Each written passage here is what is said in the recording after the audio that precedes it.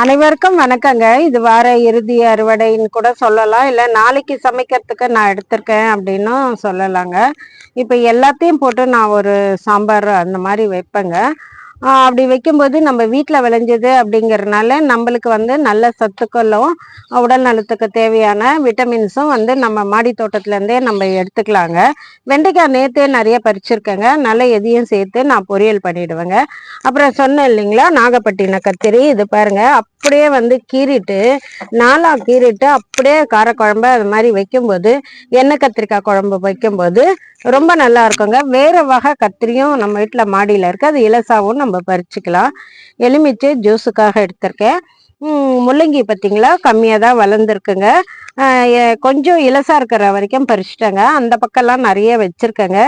தேவைப்படும் போது நான் பறிச்சுப்பேங்க. அதே மாதிரி இந்த கீரை நிறைய விட்டமின்ஸ் இருக்குங்க. இப்போ முள்ளங்கி சின்னதாக இருந்தால் கூட இந்த கீரையை பறித்து நம்ம பொரியல் அந்த மாதிரி பண்ணும்போது அது கண்ணுக்கு ரொம்ப நல்லதுங்க. விட்டமின்னும் அதிகமாக இருக்கிறனால நம்ம அந்த மாதிரி பொரியல் கூட பண்ணிக்கலாம்.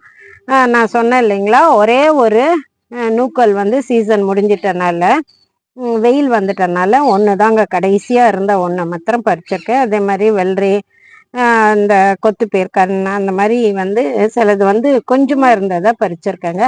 அனைவருக்கும் மிக்க நன்றிங்க.